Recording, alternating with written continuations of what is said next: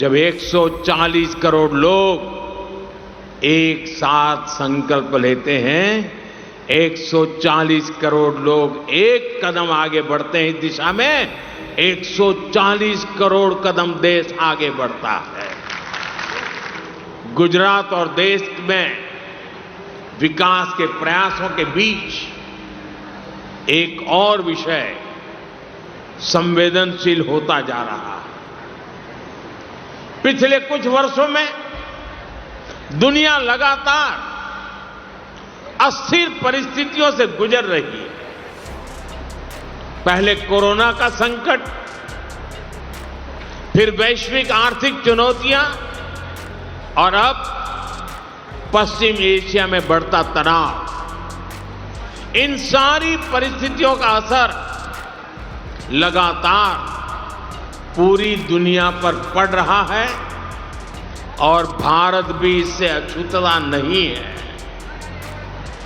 अगर कोरोना महामारी इस सदी का सबसे बड़ा संकट थी, तो पश्चिम एशिया में युद्ध से बनी परिस्थितियां इस दशक के बड़े संकटों में से एक है।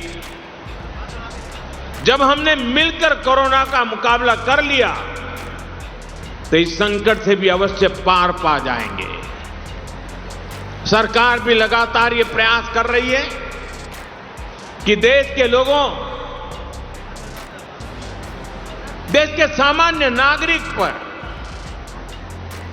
इन सारी विपरीत परिस्थितियों का कम से कम असर हो। लेकिन ऐसे समय में देश को जन भागीदारी की शक्ति की बहुत बड़ी आवश्यकता है। हमें भारत के नागरिक के तौर पर अपने कर्तव्य को प्राथमिकता देनी होगी। इससे पहले के दशकों में भी जब जब देश युद्ध या किसी और अन्य बड़े संकट से गुजरा है, सरकार की अपील और उस अपील पर हर नागरिक ने ऐसे ही अपना दायित्व निभाया है। आज भी जरूरत है कि हम सब मिलकर अपना दायित्व निभाएं।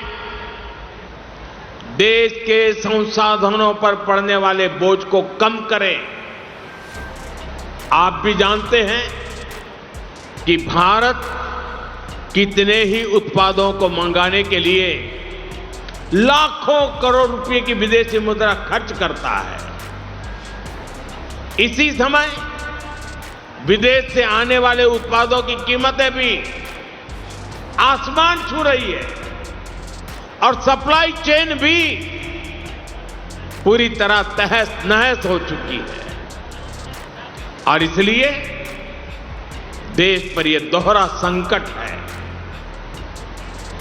जैसे बूंद बूंद से घड़ा भरता है, वैसे ही हमें हर छोटे बड़े प्रयास से ऐसे उत्पादों का उपयोग कम करना है जो विदेश से आते हैं, और ऐसे व्यक्तिगत कामों से भी बचना है जिसमें विदेशी मुद्रा खर्च होती हो।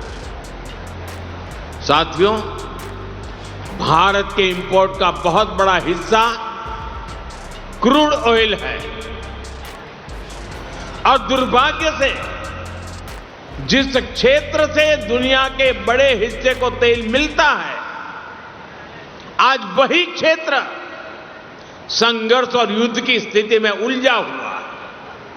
और इसलिए जब तक हालात सामान्य नहीं होते, हम सबको मिलकर छोटे छोटे संकल्प लेने होंगे। मैंने कल कर्नाटका और तेलंगाना में भी इस बारे में चर्चा की है। मैं आज गुजरात में भी अपने आग्रहों पर फिर से जोर दे रहा हूं, और आप पर तो मेरा ज्यादा हक है, इसलिए जरा हक से कहने वाला हूं।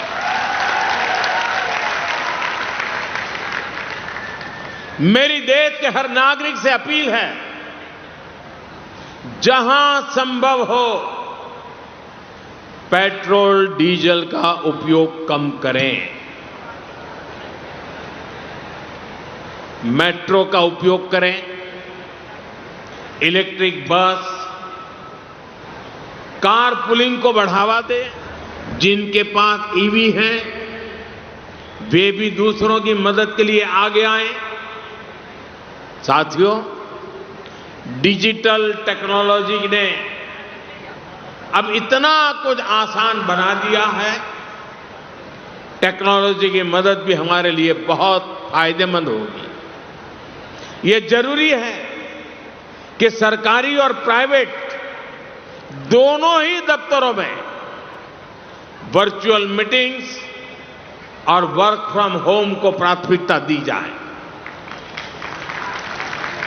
मैं कुछ स्कूलों से भी आग्रह करूंगा कि कुछ समय के लिए ऑनलाइन क्लासेज की व्यवस्था पर काम करें। साथियों, सिर्फ ईंधन ही नहीं, खाने के तेल पर भी देश की बड़ी विदेशी मुद्रा खर्च होती है। अगर हम थोड़ा संयम बरतें, तेल की खपत कम करें, खाने के तेल की, तो इससे देश और हमारी सेहत दोनों को लाभ होगा। और सूरत वालों को मैं खास कहता हूं,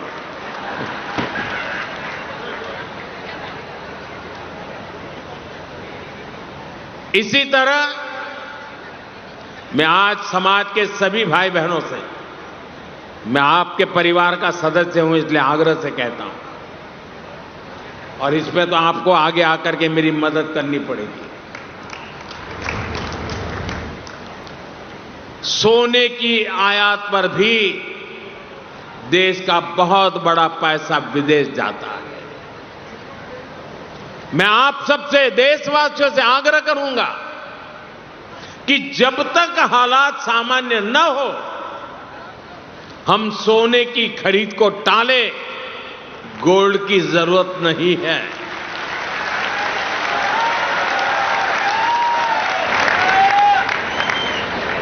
साथियों, आज समय की मांग है कि हम वोकल फॉर लोकल को एक जन आंदोलन बनाएं।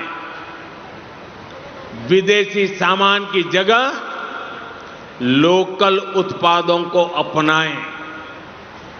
अपने गांव, अपने शहर, अपने देश के उद्यमियों को हम ताकत दें। यहां लोग बैठे हैं, बहुत अच्छी चीजें बनाते हैं, श्रेष्ठ चीजों का उत्पादन करते हैं।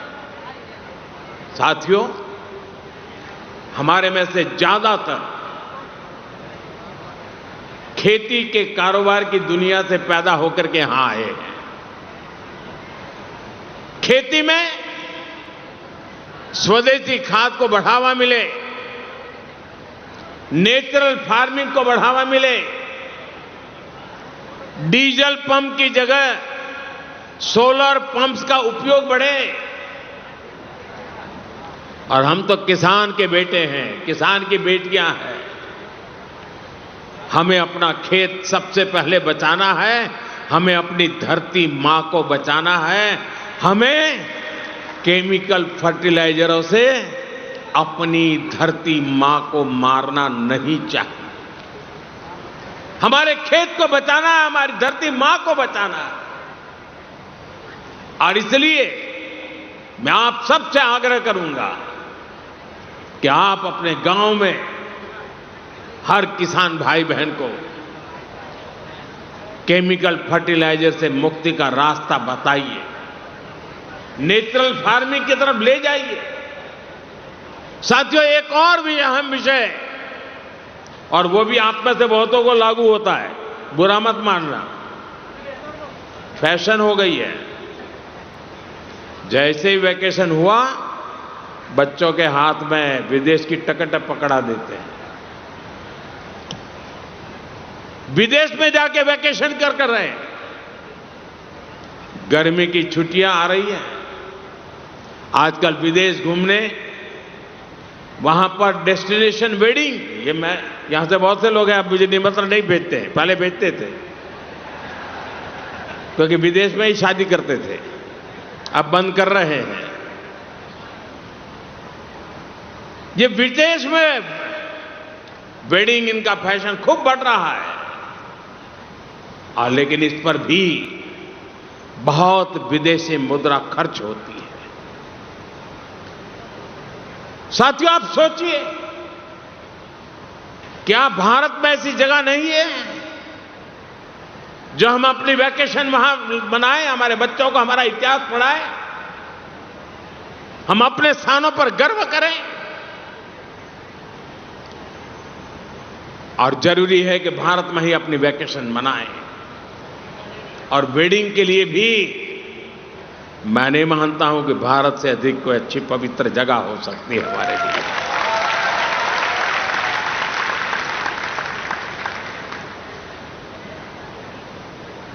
जब यहां वेडिंग करते हैं ना, तो हमारे पूर्वजों की मिट्टी भी हमें आशीर्वाद देती है।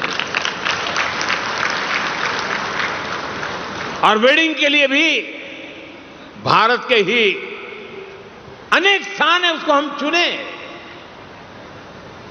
हमारे गुजरात में तो वैसे भी एक से बढ़कर एक स्थान है। और मैं तो आप सब पाटीदार भाइयों को तो कहूंगा, आपको तो अब शादी स्टैच्यू ऑफ यूनिटी वहीं पर जाके करनी चाहिए। आपकी हर शादी में सरदार साहब खुद आशीर्वाद देने के लिए मौजूद रहेंगे। और वहीं पर आपने, जैसे हरिद्वार ऋषिकेश में आप शांति के लिए जगह बना रहे हैं ना, वैसे ही आप स्टैच्यू ऑफ यूनिटी में शादी के लिए जगह बना दीजिए। मैं पंकज भाई को कहूंगा उसके लिए भी कुछ करें।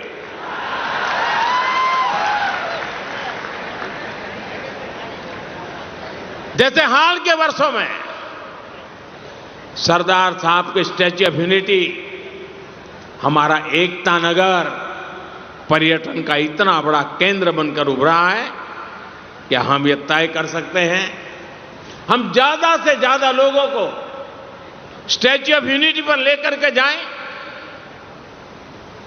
विदेशों में हमारे बहुत लोग रहते हैं, मैं उनको कहता हूं कि आपका दायित्व है कम से कम 5 विदेशी परिवारों को भारत देखने के लिए लेकर के आइए। आप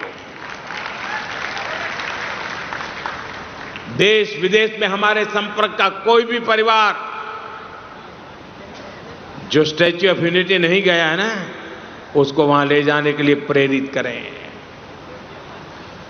हम उसे कम से कम एक ट्रिप के लिए मोटिवेट करें, वो भी सरदार वल्लभ भाई पटेल का।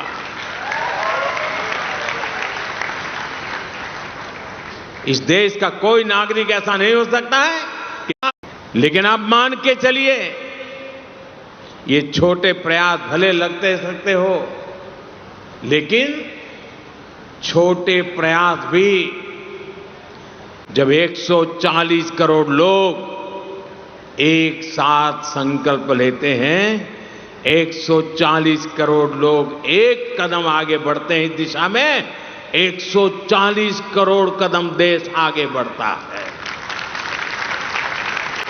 तो वही छोटे प्रयास राष्ट्र की सबसे बड़ी ताकत बन जाते हैं। और इसलिए फिर एक बार हमें एकजुट होना होगा।